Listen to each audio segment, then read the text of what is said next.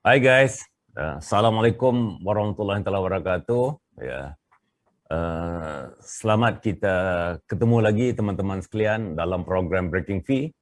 Kalau kita menceritakan tentang Breaking Fee ini, pasti kita akan terbayang satu perjuangan, sebuah harga yang harus kita bayar untuk kita merubah kehidupan kita. Kalau kita kupas maksud breaking itu maksudnya memecah kebentuan, kita berubah daripada satu tempat kepada tempat yang lain, kita lebih maju lagi selepas itu nama breaking. Dan fee itu adalah harga.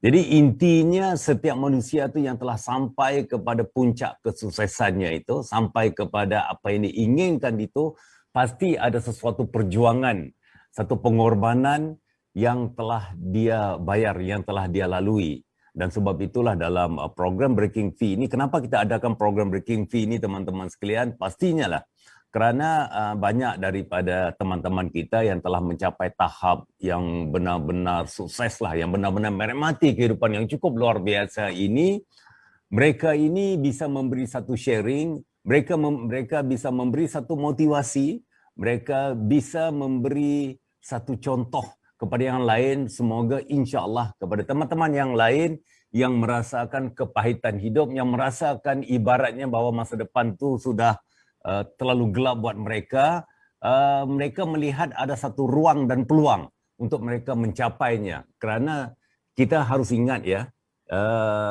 kalau di dalam agama kita juga, dalam kepada yang beragama Islam, dalam hadis juga ada mengatakan bahawa setiap manusia itu yang dilahirkan di muka bumi ini telah ditentukan rezekinya itu.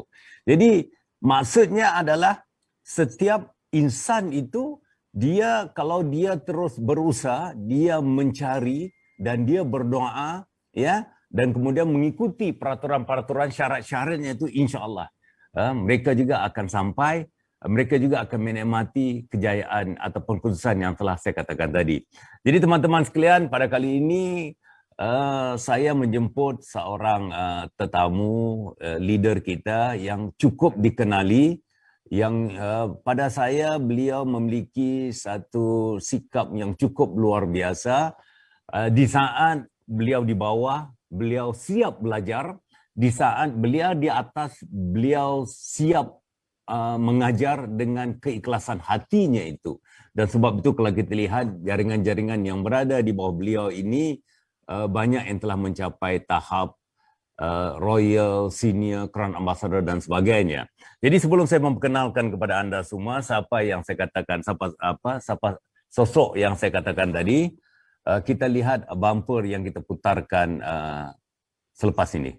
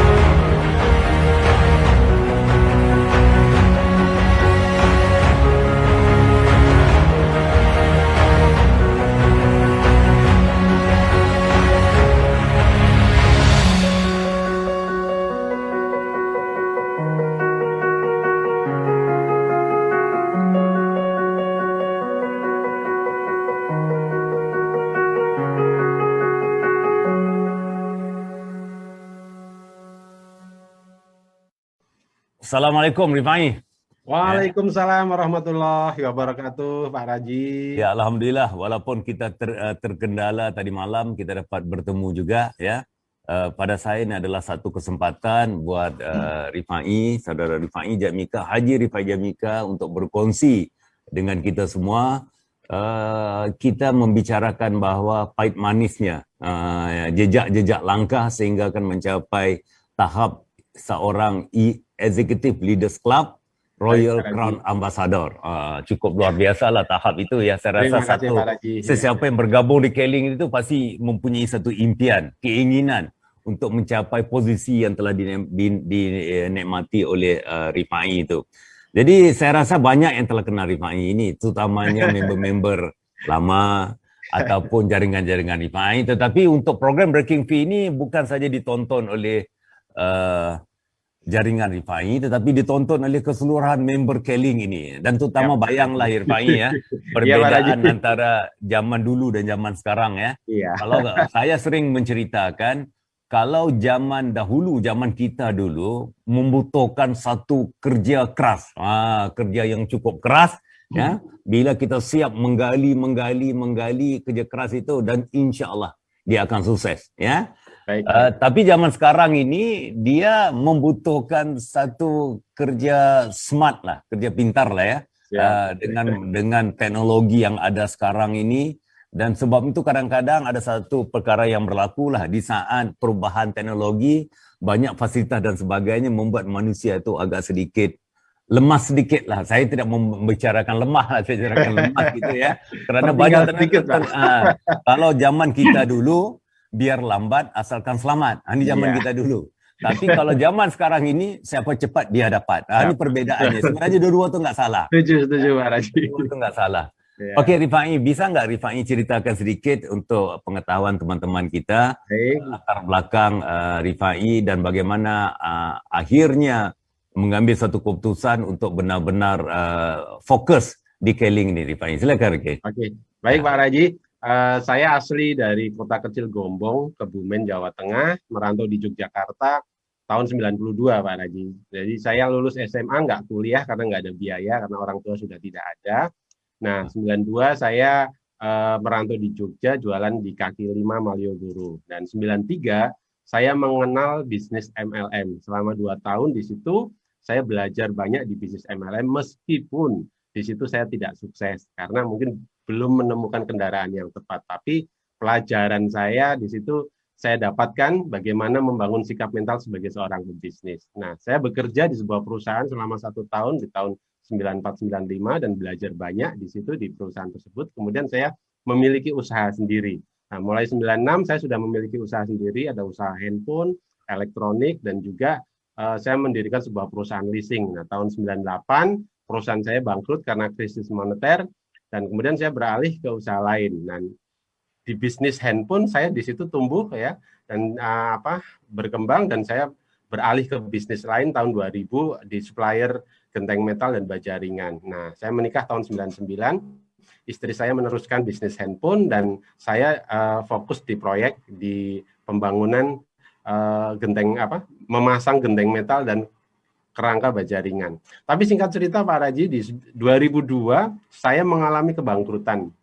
Jadi proyek-proyek saya banyak yang bermasalah dan pada akhirnya semua aset saya, baik rumah, mobil, dan aset-aset lain, itu habis semua untuk membayar hutang. Nah, 2003 sebenarnya itu sudah puncak-puncaknya kebangkrutan saya. Jadi tinggal beberapa aset tersisa. Nah, di situ saya mengenal bisnis scaling. Di awal 2003, tepatnya bulan Januari, datang seorang teman, namanya Pak Kelvin, sekarang sudah jadi Royal Crown Ambassador tentunya. Beliau datang menawarkan bisnis scaling. Nah, saya mengenal beliau sebenarnya dulu di tahun 93 di bisnis MLM lama, meskipun tidak kenal dekat, tapi saya mengetahui latar belakangnya bahwa beliau dulu juga sama seperti kami di bisnis tersebut. Nah, saya belum begitu meyakini bisnis tersebut, ya apalagi yang maaf waktu itu yang menawarkan juga belum sukses gitu. Jadi saya belum yakin. Nah, saya sebenarnya bukan masalah yang menawarkan belum sukses, tapi saya lebih fokus pada masalah-masalah saya Pak Raji. Fokus dengan beban permasalahan saya yang begitu berat, saya join dengan istri saya tapi belum memulai. Nah, waktu kami ingin memulai pun berat sekali. Kenapa? Karena dibebani oleh permasalahan-permasalahan hutang yang menurut ukuran kami cukup besar. Nah, meskipun pada akhirnya saya tidak sanggup lagi mempertahankan bisnis lama, dan 2003 pertengahan saya bertahan hidup di Jogja karena sudah nggak punya rumah lagi, apalagi mobil, bahkan sepeda motor saya sudah nggak punya. Saya jualan ikan bakar di situ. Nah, di situ Pak Kelvin sering datang ke warung makan saya yang di pinggir jalan, Jalan Monjali, Yogyakarta. Bahkan kadang mengajak downline-downline-nya, bahkan mengajak staff-staff Keling kalau habis training itu. Saya selalu dimotivasi, tapi belum ada panggilan untuk mau memulai bisnis Keling, karena ya itu, saya lebih fokus pada masalah saya. Nah, saya sempat ngajak teman-teman untuk join di bisnis Keling, salah satunya teman dekat saya, sahabat saya, Mas Andang Priyadi, beliau join. Nah, bahkan beliau aktif, tapi saya tidak aktif. Nah, ini lucunya seperti itu Pak Raji. Nah, singkat cerita Pak Raji, ada satu acara training Best of the Best yang diikuti oleh Mas Andang.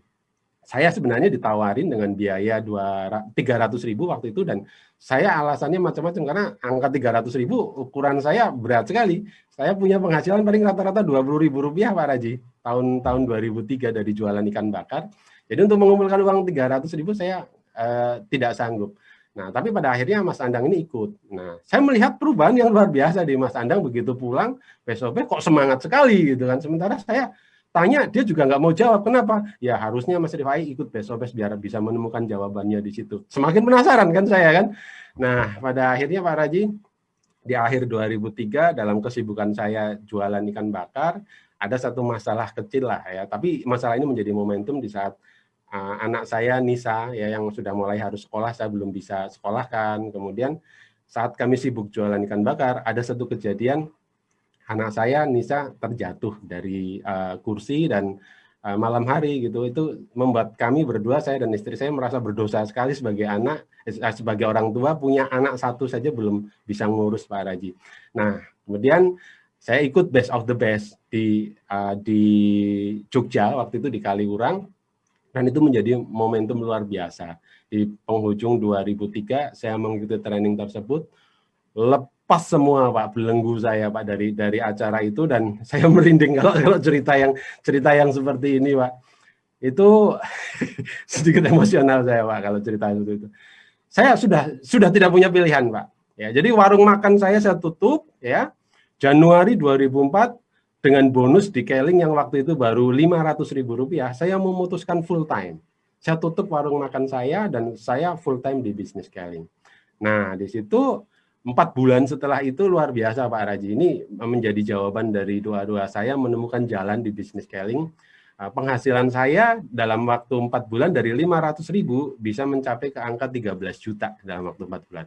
Nah, ini lebih membuka paradigma saya bahwa ini bukan bisnis main-main Keling. Jadi saya nggak punya pilihan lagi, tapi saya harus totalitas, harus profesional di bisnis Keling. Dan singkat cerita, 1,5 tahun sejak mengambil keputusan untuk serius di bisnis Keling, saya mencapai peringkat Crown Ambassador Pak Raji. Dan hasilnya luar biasa Pak Raji. Singkat cerita seperti itu Pak Raji. Oke, luar biasa ya. Itu dia punya siapa Rifai Jatmika. Itulah sebenarnya perjalanan hidup beliau bersama dengan Keling ini. Satu lagi ya Rifai ya. Ya baik Pak Raji. Rifai ya. Ya. Sebelum terlibat bersama dengan Keling ini, bila kita mencerita tentang multi-level marketing, tadi Rifai ada menceritakan multi-level marketing. Rifai ada nggak kenal dekat dengan orang yang pernah sukses di dalam industri multi-level marketing gitu? Maksudnya pernah sukses itu bukan dalam sisi posisi tetapi dalam sisi bonusnya, dekat dengan yang pernah sukses itu. Ada nggak? Belum pernah Pak Raji. Belum pernah ya. Belum pernah, tapi kalau belum pernah, ini cerita kalau belum pernah lah ya. Kenapa percaya bahwa di dalam industri multi-level marketing itu bisa memberikan satu penghasilan bonus yang besar itu? Karena kalau kita melihat dalam sisi, banyak orang yang berbicara di luar sana. Kalau kita melihat dalam satu sisi logika akal, dengan dana yang cukup kecil, mana bisa kita mendapat satu penghasilan ratusan juta, puluhan juta dan sebagainya tadi. Apa yang membuat Rifai itu ya dengan contohnya lah, dengan tidak pernah dekat, cuma mendengar-dengar, melihat dari jauh, dan apabila bergabung dengan Keling cuma bonus yang pertama 500.000 tu siap mengambil satu risiko untuk full time di Keling itu. Ya, iya.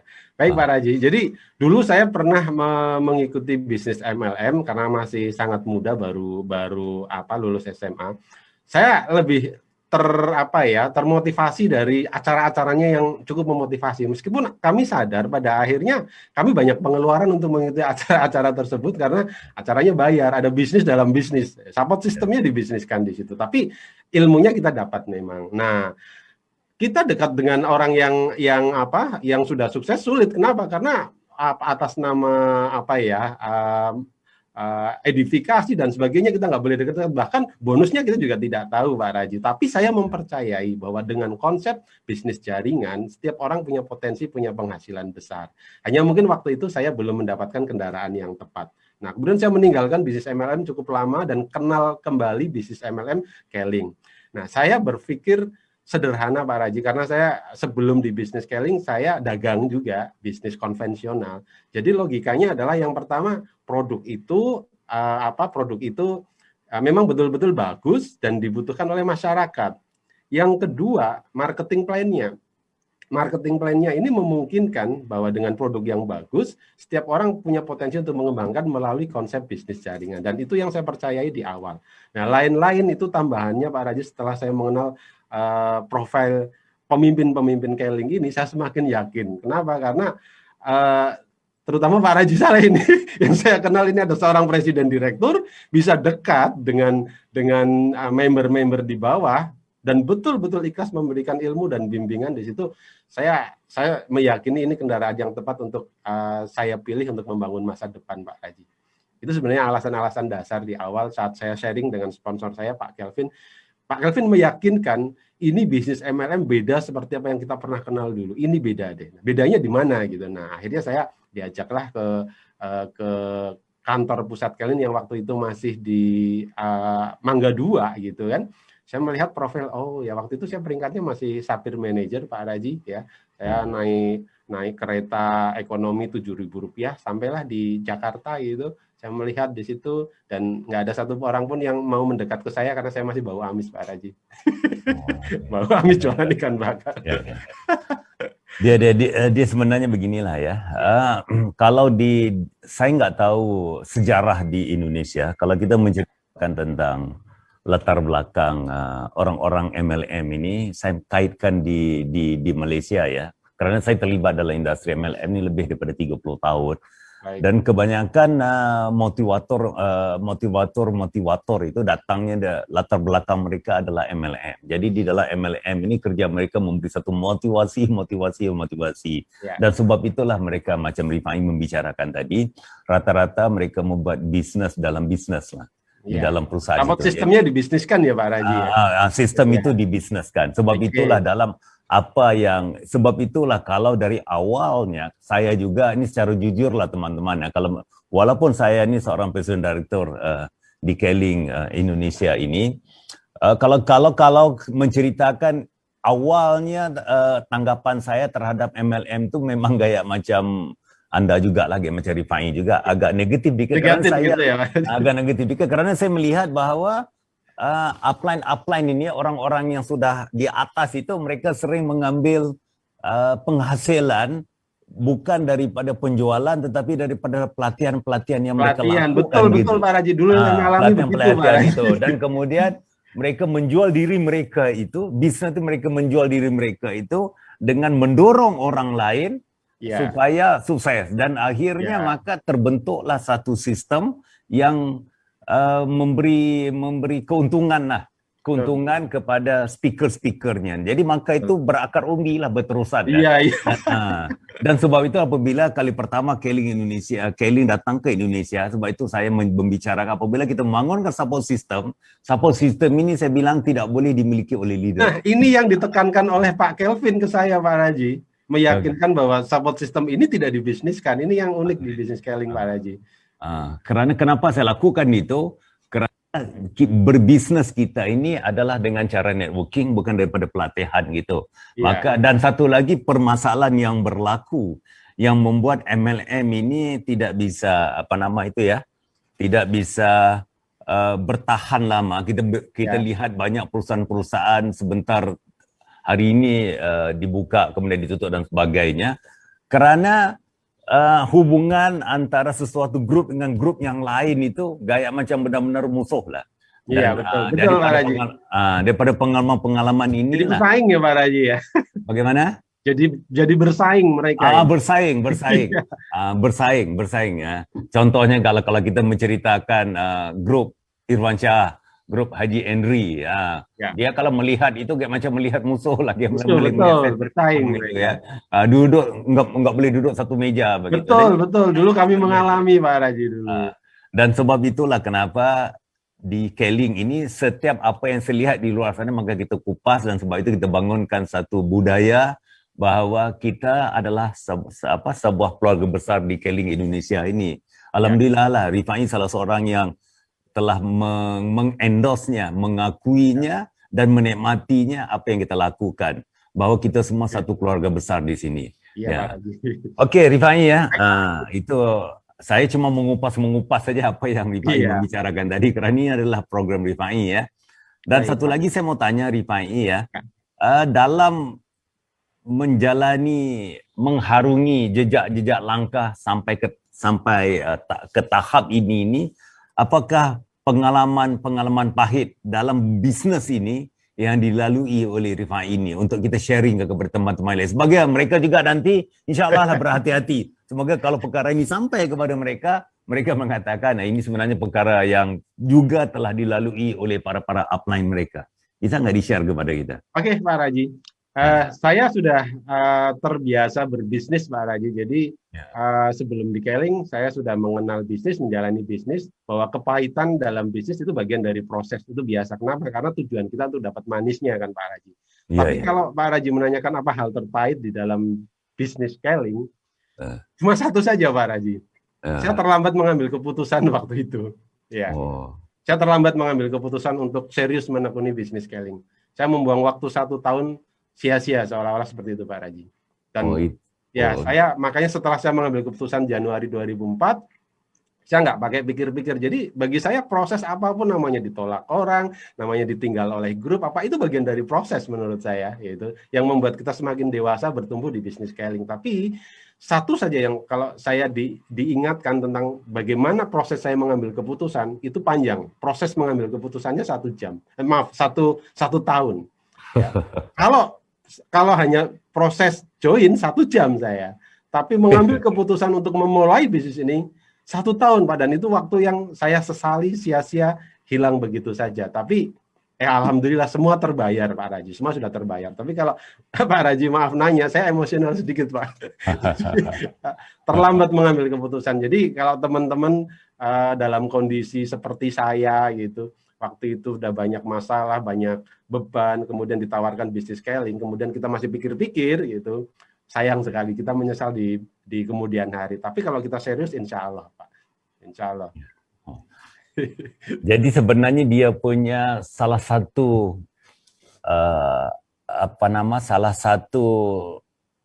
alasan terkuat, salah satu alat bantu yang benar-benar bisa membantu Rifai dalam menjadi seorang yang benar-benar kuat ini adalah pelatihan Best of the Best, itulah Rifai. Betul, Pak Raji. Ya, semua pelatihan Keling bagus, Pak Raji. Tapi tonggaknya di acara Best of the Best itu sampai dasar, sampai dalam kita digali bahwa kita sebenarnya setiap orang punya potensi untuk bisa sukses, Pak Raji. Dan situ saya menyadari. Saya sering sih ikut training-training apa sebelum di Keling gitu. Bahkan biayanya lebih mahal, seminar ini, seminar itu gitu. Tapi kita hanya diberi wacana-wacana saja, Pak Raji, motivasi-motivasi saja. Tapi kalau ini betul-betul kita digali potensi untuk bisa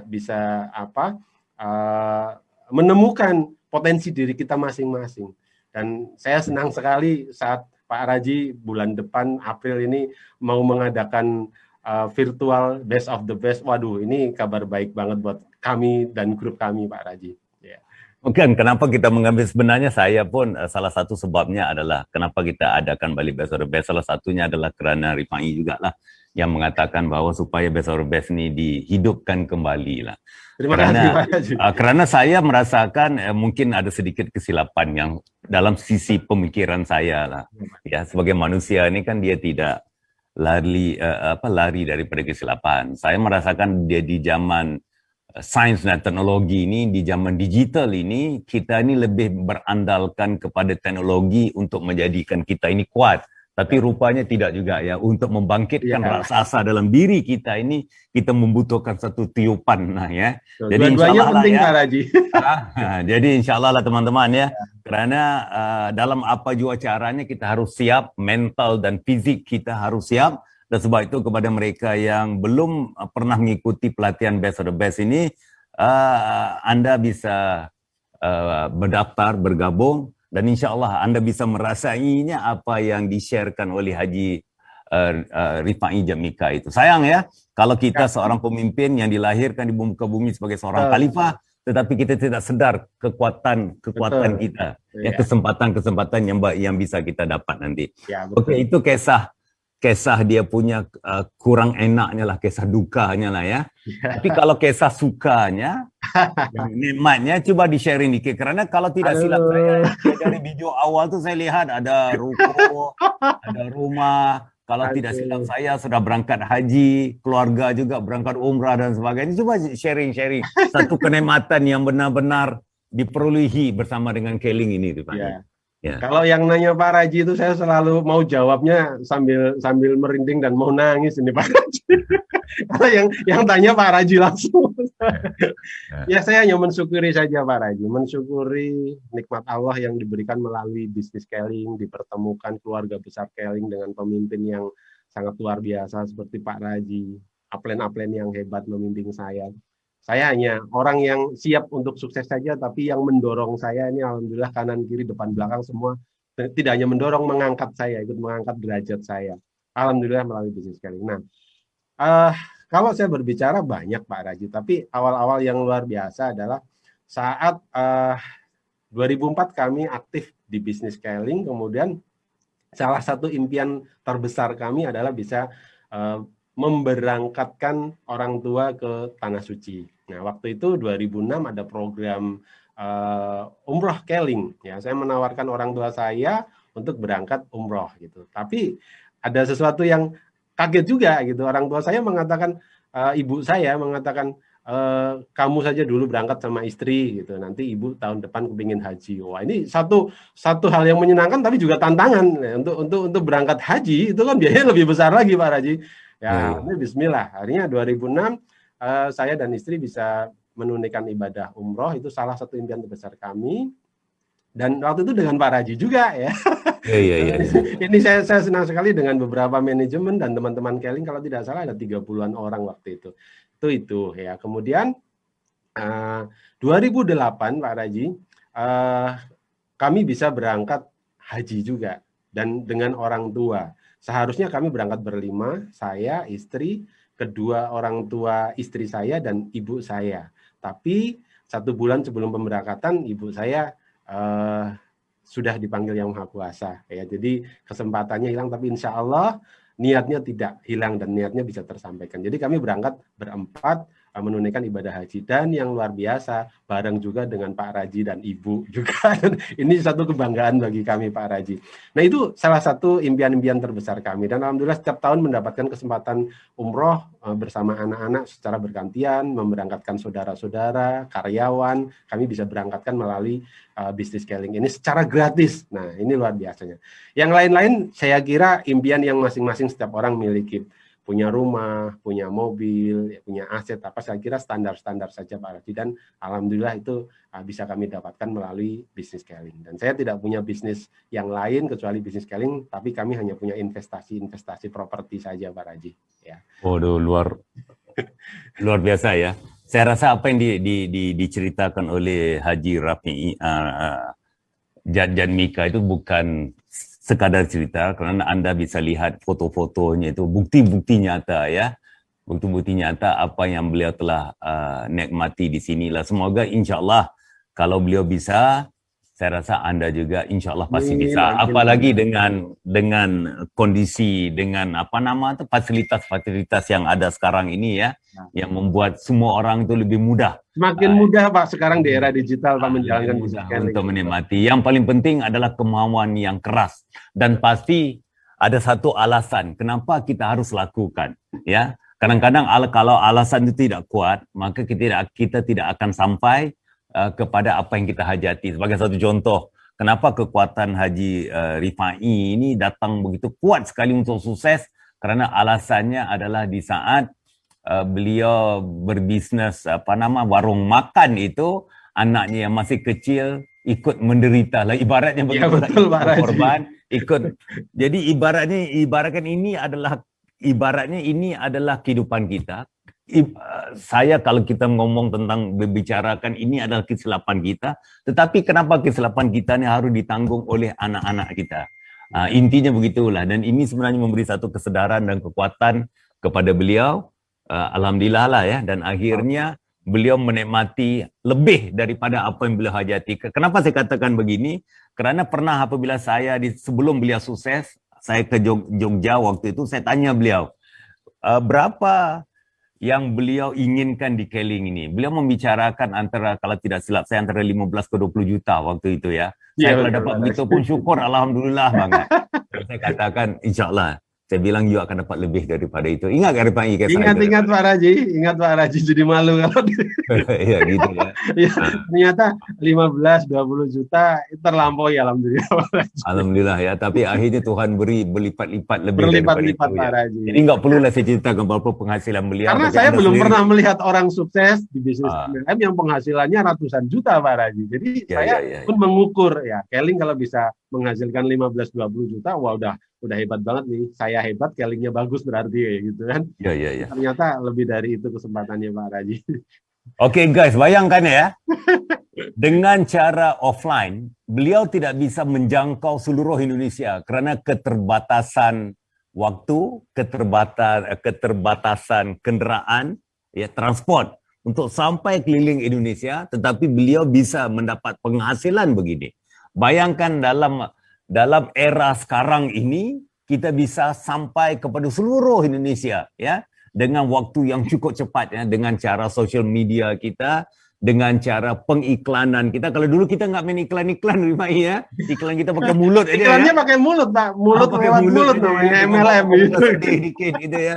Betul. Itu mulut lewat mulut. Pakai mulut lewat mulut begitu saja, tapi bisa dapat begini. Tapi sekarang ini dengan kita bikin video, kita bikin foto, gambar, iklan dan sebagainya, dan orang customer itu kadang-kadang dia pun nggak kenal kita pun ya. Iya betul. Tapi ini juga kita bisa mendapatkan penghasilan kita nih nanti ya. Alhamdulillah. Jadi guys bisa itu insyaallah ya.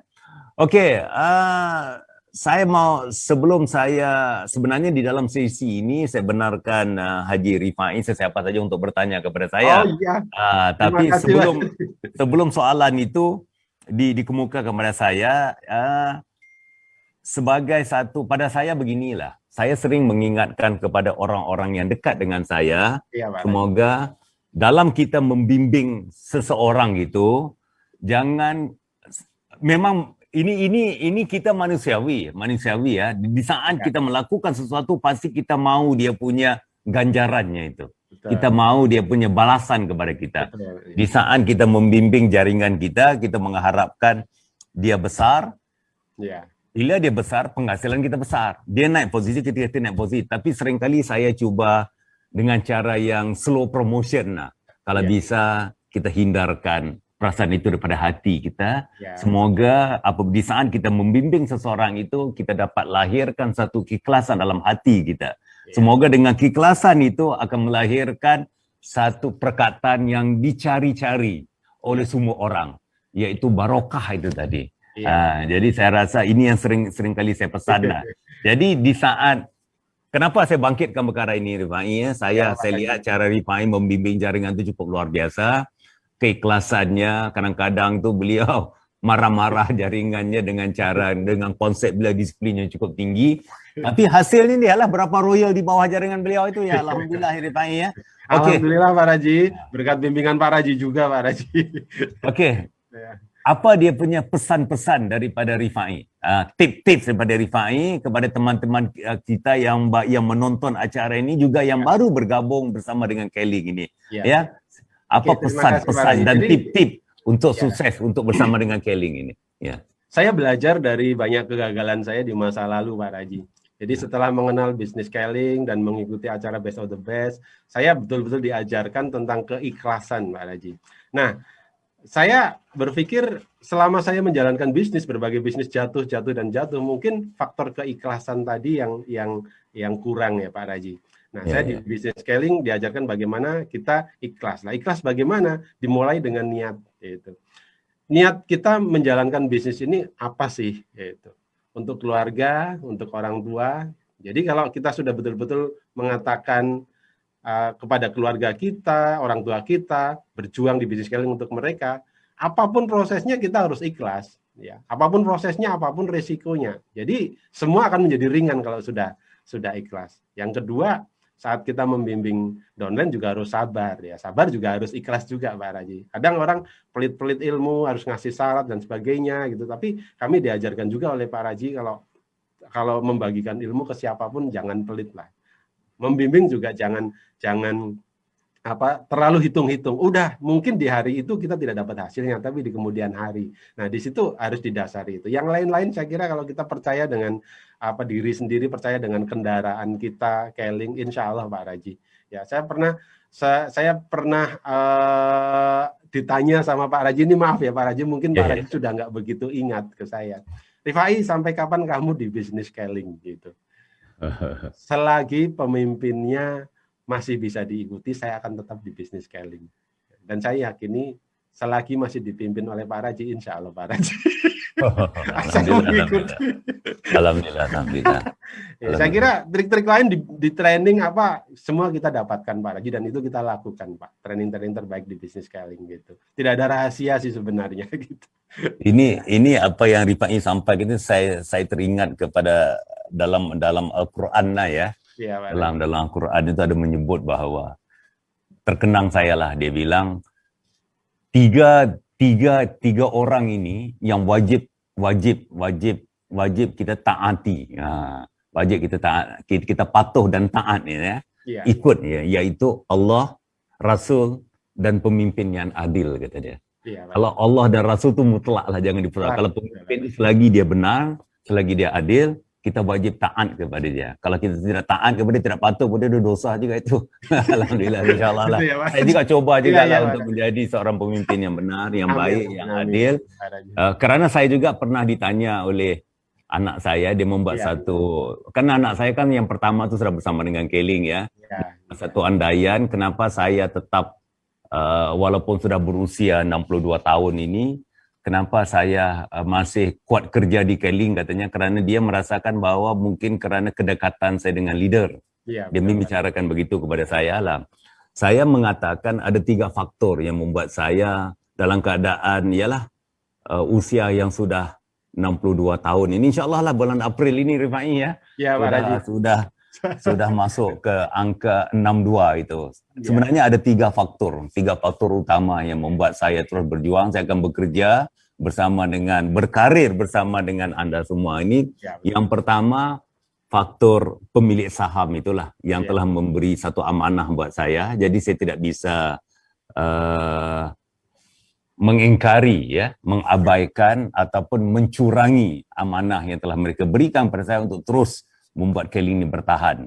Itu yang pertama. Faktor yang kedua itu adalah kedekatan saya dengan leader-leader ini, kerana kalau di dalam agama kita juga ibaratnya seorang pemimpin yang cukup jelek sekali lah, yang tidak benar lah ya. Satu dosa juga di saat orang-orang yang berjuang dia kabur lari begitu. Jadi saya akan terus insyaAllah bersama dengan Anda berjuang sampai ke satu tahap yang saya sudah tidak bisa berjuang lagi lah ya. Selagi bisa, saya akan terus bersama dengan Anda. Semoga, kerana saya faham bahwa Keling ini walaupun kita telah sampai ke tahap ini sebenarnya masih banyak lagi tahap-tahap yang bisa kita capai lagi. Masih dalam peringkat awal lagi, apatah lagi dalam dunia era digital ini, kita baru lagi. Baru membuka lahan, ibaratnya begitulah ya. Banyak perkara yang bisa kita bangunkan lagi, banyak lagi royal-royal yang bisa kita hasilkan lagi, yang kita lahirkan melalui program-program kita, dan insyaAllah. Dan saya bicarakan yang ketiga ini adalah demi anak-anak lah, saya bilang demi dia dan adik-adik lah saya bilang ya, kerana kalau membicarakan tentang diri kita, insya-Allah lah rezeki yang Allah telah berikan kepada kita ni telah mencukupi. Ya. Tetapi mereka inilah yang akan meneruskan lagi kerana hidup mereka ini lebih panjang lagi, banyak lagi ya. Ibarat kita ini memang ibaratnya jarak ke rumah itu lebih jarak ke kubur itu lebih dekat daripada ke rumah kata peribahasa orang kan ya, ibaratnya begitu. Tapi mereka ni akan meneruskan. Sebab itu ini yang sebenarnya memberikan di saat saya sudah agak macam capek-capek itu, ini yang memberikan satu vitamin lah, tenaga ya. Dan insya-Allah lah teman-teman ya, kita akan terus bersama dengan anda selagi hayat di kandung badan. Kita akan terus berjuang kerana semoga impian kita menjadikan Kelling sebagai sebuah perusahaan raksasa digital network marketing ini benar-benar akan tercapai dengan program-program kita ini ya. Dengan aplikasi baru yang akan kita keluarkan launching nanti pada insya-Allah pada bulan Mei nanti, bulan April dalam testing dan sebagainya. Adakah melihat betapa ini sebenarnya inilah Rifai. Ingat enggak Rifai? Dulu saya pernah bercerita dengan teman-teman, mungkin Rifai masih ingat ya. Saya punya impian saya adalah sesiapa saja yang bergabung dengan Kelling walaupun dia enggak bisa berbicara, dia bisu, dia tuli dan sebagainya, dia bisa membuat bisnes. Sebab itu yang kita mengadakan dia punya audio visual kita, kaset, itu, ini dan sebagainya. Ya. Dan ini sebenarnya niat saya begitu. Dan sebab itulah dalam keadaan sekarang ni dengan aplikasi ini, siapa saja juga bisa berbisnes nanti ya. Kita yang akan bantu anda, servis customer anda dan sebagainya. Banyaklah. Sehingga saya mahu orang melihat bahawa di Kelling ini satu bisnes yang cukup mudah. Ya. Okeylah, tapi itu kita tunggulah kelahirannya nanti. Tidak berapa lama lagi. Tapi sebelum itu, sebelum kita akhiri program kita pada hari ini, Rifai, saya benarkan Rifai tanya saya 2 soalan ya. Oh ya. Dua soalan. Ya. Sebelum saya menanyakan, saya sebenarnya juga kalau mau nanya ada Pak Raji nanti. Tapi sebelumnya saya ingin menambahkan, boleh ya Pak Raji ya? Ya. Ada seorang teman itu memperhatikan saya sejak saya gagal di sebuah bisnis MLM tahun 93-94. Setelah itu saya seperti orang yang anti MLM, Pak. Nggak pernah lagi menyentuh MLM sampai ketemu di 2003. Nah, kemudian begitu di 2003 saya di Kelling, ini pemerhati, ini teman, menanyakan, Rifai, kamu sepertinya fanatik sekali dengan Kelling gitu. Saya luruskan gitu. Saya maaf ya, saya nggak fanatik dengan Kelling. Saya fanatik dengan masa depan saya. Tapi saya memilih bisnis Kelling sebagai kendaraan saya untuk mengantarkan masa depan. Jadi saya mempercayai artinya totalitas Pak Raju, termasuk semua yang ada di dalam bisnis Kelling. Nah ini mungkin kaitannya dengan pertanyaan saya Pak Raju. Setiap masa di sebuah bisnis pasti ada tantangan yang berbeda-beda. Termasuk di dalam bisnis Kelling, kami menghadapi setiap tantangan Pak, bukan masalah lah. Tantangan dan selalu ada jawaban dari setiap tantangan tersebut Pak Raji.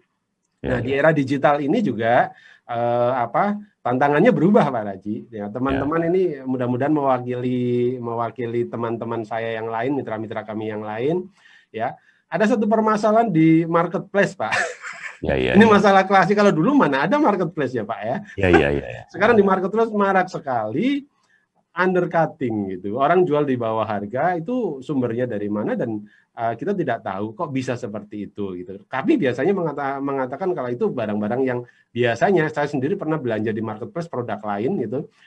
Tidak sesuai, kalau di bawah harga yang dikirim tidak sesuai gitu. Artinya produk palsu dan sebagainya. Tapi ada yang mengatakan ini nggak palsu. Nah, sekarang pertanyaan saya yang pertama, apa langkah-langkah manajemen secara konkret dalam mengatasi undercutting? Karena saya yakin manajemen tidak diam, tapi sejauh apa manajemen gitu. Terus pertanyaan kedua yang sifatnya lebih universal Pak Raji. Kami sedang menunggu kabar baik lagi, rencana besar apa lagi yang ingin Pak Raji canangkan ini untuk kami mitra Kelling ke depannya Pak Raji. Ya. Itu saja Pak Raji. Jadi soalan itu, jadi saya harus tenangkan diri dulu lah, karena soalan itu soalan yang mohon maaf ya Pak Raji ya. sedang hangat diperbahaskan oleh para leader. Jadi saya minum dulu. Iya Pak Raji. Oke. Soalan yang pertama, saya pergi pada soalan yang berat dulu lah ya. Yang berat itu tentang price undercutting itulah ya. Yalah, saya sebenarnya begini ya, saya bangunkan grup Senyum Sejuta BV dan sebagainya. Banyak teman-teman melemparkan tentang permasalahan price undercutting di dalam grup itu. Kadang-kadang sedih juga. Kenapa saya tidak mau menjawab dalam grup itu, teman-teman sekalian ya? Ya. Saya merasakan setelah saya memberi satu kupasan huraian tentang price undercutting ini, moga-moga ini menjadikan satu satu informasi dan semoga benda ini tidak berbangkit lagi dalam grup-grup itu dan sebagainya. Kerana bukan saya takut kepada problem, tidak. Ya. Teman-teman, saya tidak takut pada problem. Kerana kalau kita takut pada problem, kita tidak akan sampai. Kita tidak akan bisa memperbaiki diri kita. Tapi kenapa kadang-kadang tu saya kurang bersetuju? Kerana grup itu, kita namakan Senyum Sejuta Bibi. Di dalam grup itu, Rifai ya, terdapat leader-leader yang kuat. Kita lihatlah leader yang benar-benar otaknya memang committed, itu, ini dan sebagainya. Yang memang telah berdarah-darah ya, maksudnya dia sentiasa positif ya. Jadi orang begini dibahas bagaimana sekalipun dia akan tetap positif. Tetapi ingat, di dalam grup itu juga bukan grup kita saja yang ada.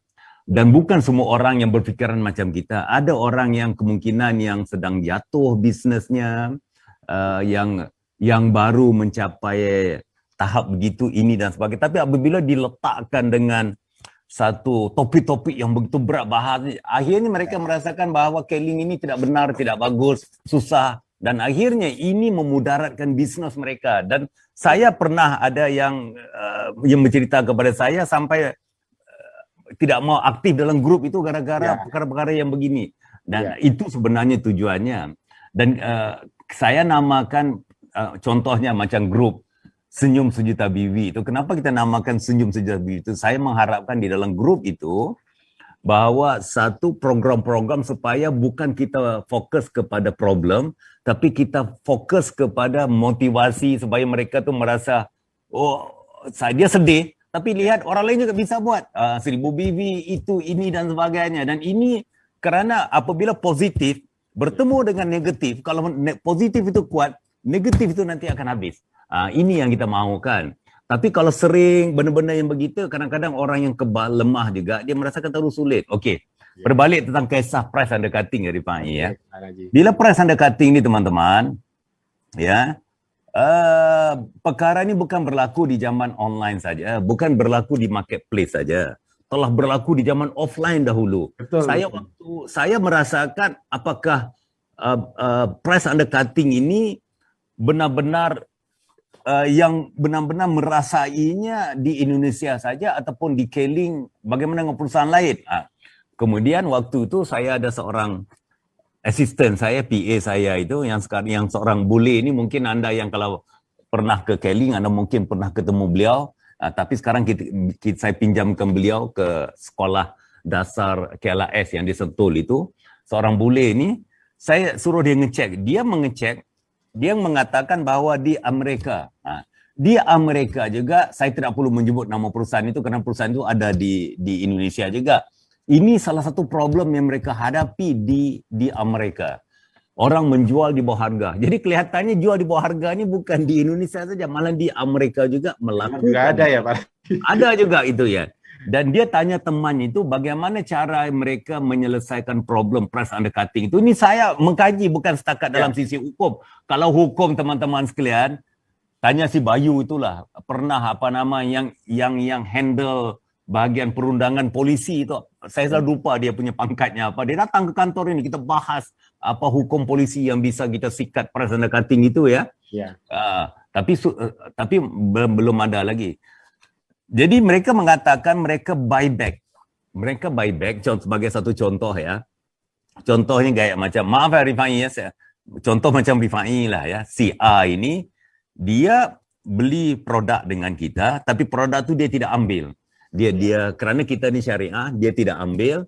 Bila dia tidak ambil, kemudian Keling beli balik produk itu dari dia. Dengan keuntungan yang agak minimal lah. Jadi dia tidak, ibaratnya, produk itu dia kita kasih ke dia tetapi tidak sampai ke rumah lah, kerana kita kan harus ada jual beli, kerana kita kan patuh syariah gitu, kita bukan jual BV kemudian kita beli balik begitu, ibaratnya begitulah. Semoga kita menghindarkan price undercutting itu.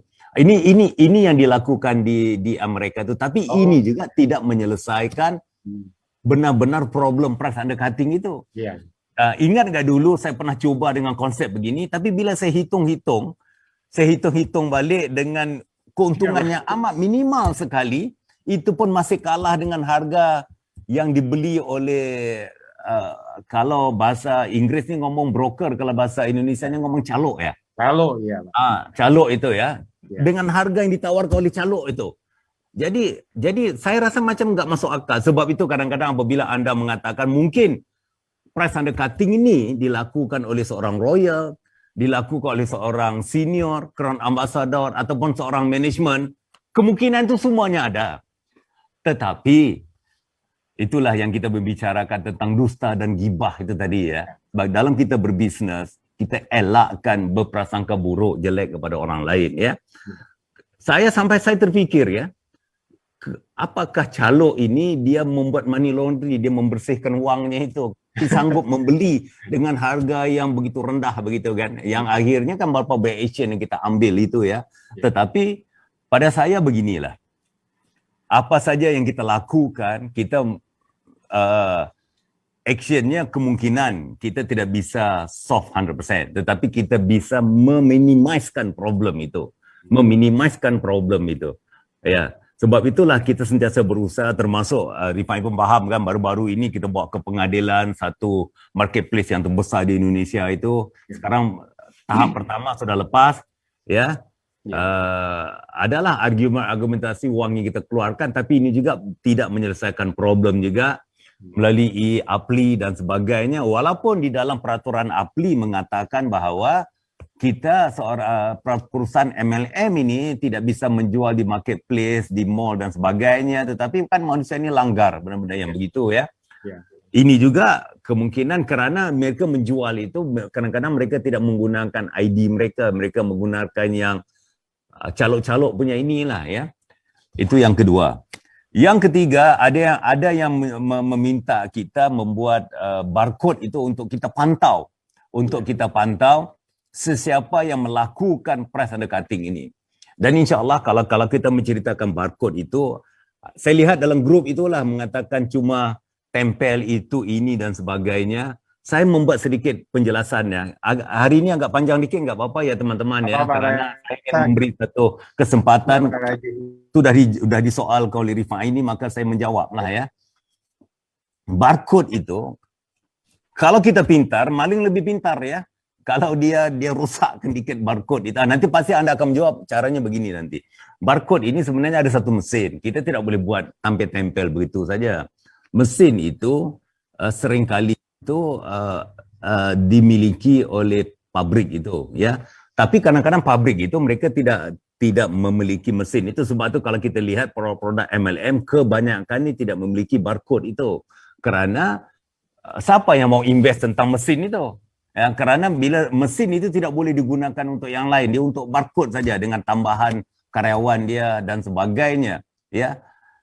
Ini yang terjadi. Kemudian dia punya special papernya itu, kemudian dia punya sistemnya itu, sistem pergerakan produk itu ya, daripada office pergi kepada stokis, kepada member. Tetapi kerana untuk inilah saya. Tapi kalau benda ini telah membuat keresahan daripada para mitra Keling ni tadi, walaupun benda itu melibatkan satu investasi yang besar, saya insya-Allah akan invest. Saya insya-Allah akan invest ya, kita akan beli mesin itu. Alhamdulillah Pak Raji. Saya akan invest, kita akan beli mesin itu, kita akan letakkan di gudang warehouse kita itu. Kita akan buka satu line special untuk membuat barcode dan sebagainya itu tadi, dan yalah. Tapi ingat teman-teman ya, ini bukan satu solusi yang bisa menyelesaikan problem. Karena pada saya solusi yang bisa menyelesaikan problem ini sebenarnya adalah kesedaran kita. Sebab itu yang kenapa saya sering mengaitkan kepada teman-teman, lagi bagus penghasilan kita 100,000 halal daripada 1 juta haram. Ya, sebab itu saya minta Majlis Dewan Ulama, Dewan Penasihat Syariah kita ni bawa ke MUI mengeluarkan satu fatwa bahawa mereka yang melanggar perjanjian dengan menjual di bawah harga ini hukumnya haram, dan mereka telah mengeluarkan fatwa. Tapi kerana fatwanya itu ada ayat Quran, hadis dan sebagainya. Jadi ayat Quran dan hadis itu kerana kita punya secara global, maka kita mengumumkan bahawa Majlis Ulama Indonesia telah mengeluarkan fatwa mereka yang melanggar akad perjanjian menjual di bawah price undercutting itu, maka hukumnya melanggar perjanjian kita.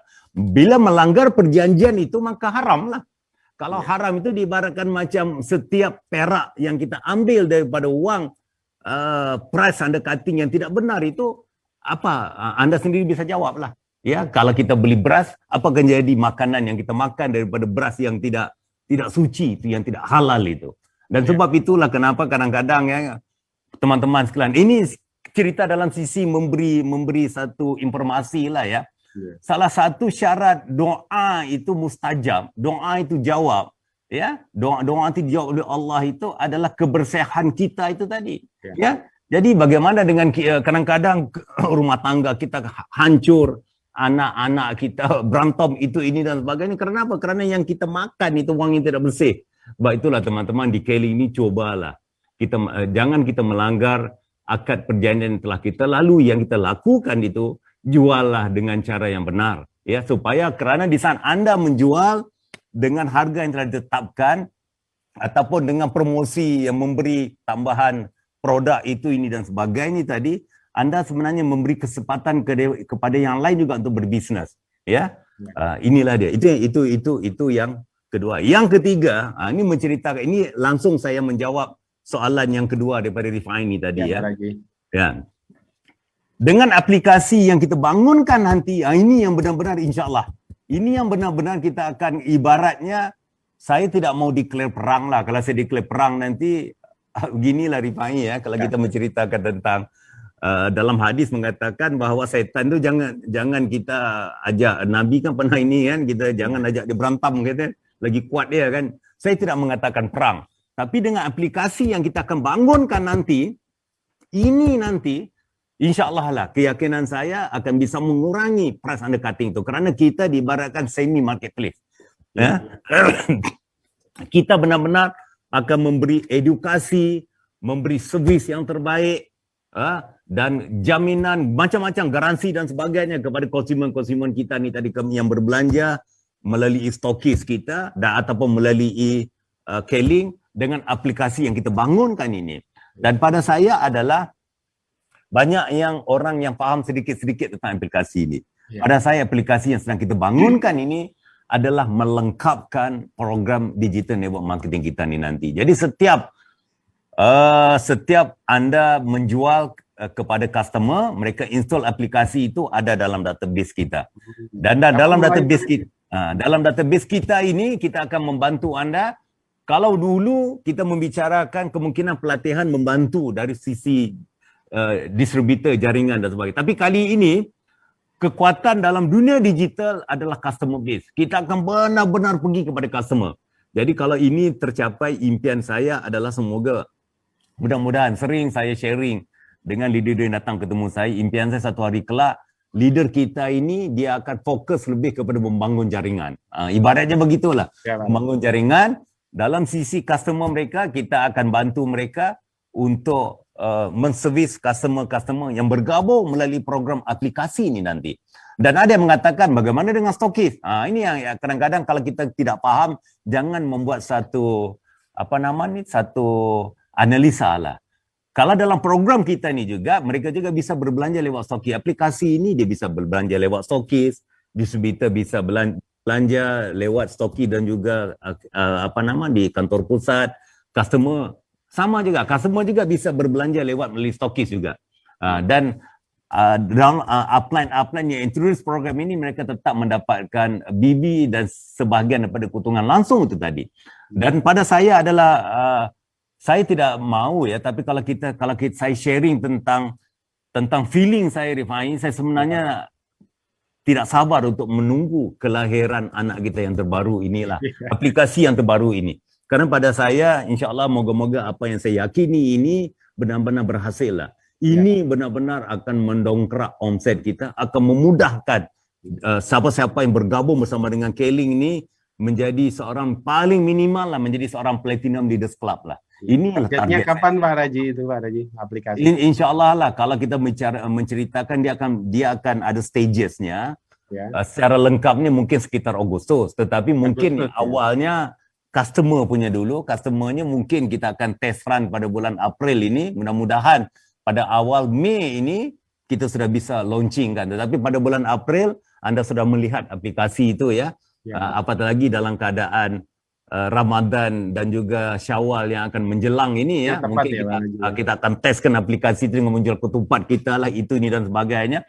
Dan salah satu lagi program saya, Rifai, apa yang membuat saya cerita dengan Rifai satu lah sebagai sedikit sharing ya. Rifai sadar nggak di bawah jaringan Rifai ada berapa ratus ribu orang, termasuk yang tidak aktif. Ya, lebih dari 200.000 Pak. Termasuk yang tidak aktif. Ya, lebih daripada dulu. Ya. Lebih dari 200.000. Lebih daripada 200.000 ya.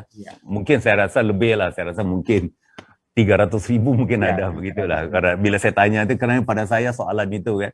Salah satu saya punya rencana target saya ini adalah kita akan aplikasi ini, saya sudah discuss sama bagian komite EDP sampai kepada member-member kita, asalkan selagi dia tidak tukar dia punya nombor HP-nya akan sampai.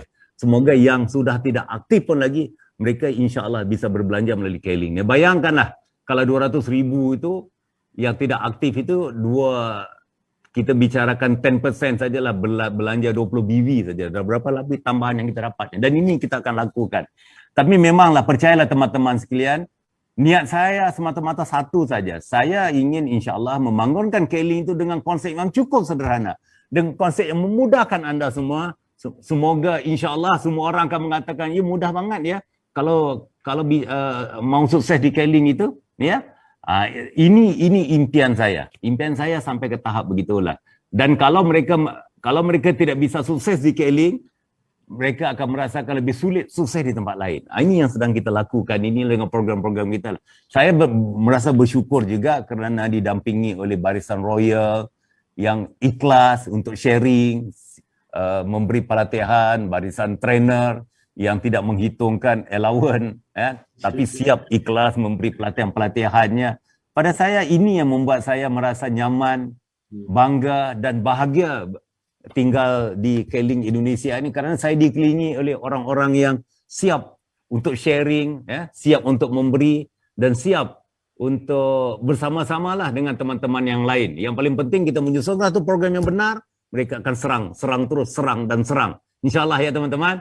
Saya rasa kita sudah ngobrol panjang lah Rifai ya. Terima kasih. Jadi saya rasa insyaAllah kita akan sampai ketemu lagi dalam tokoh yang lain pula. Jadi ingat teman-teman ya, sering kita membicarakan tentang mentor. Apa itu mentor? Mentor itu orang yang ahli, berpengalaman dan lebih senior daripada kita dalam sesuatu bidang itu, karir itu. Jadi Royal ini contohnya Pak Haji Rifai Jatmika ini, memang beliau itu bisa dijadikan mentor oleh anda dan insyaAllah anda tidak akan tersesat di jalan kalau mengambil beliau ini sebagai seorang mentor dalam kita mencapai hasrat kita, impian kita untuk menjadi seorang Royal Crown Ambassador. Jadi teman-teman, saya tinggalkan anda di sini dengan satu kata-kata bahwa sekiranya kita membantu dengan memberi wang, itu sebenarnya hanyalah sementara waktu.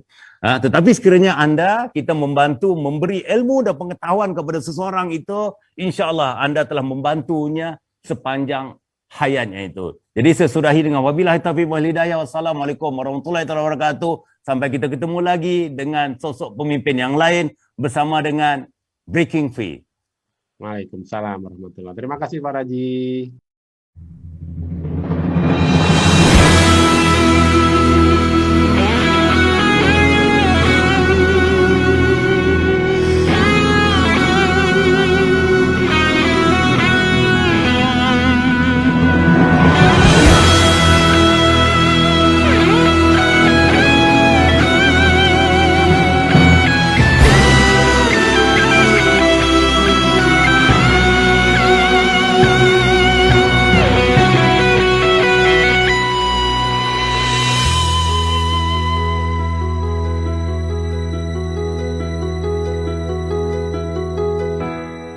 Mencari dalam hidup ini setiap usaha yang ku tekuni, nyaman tak ku dapati,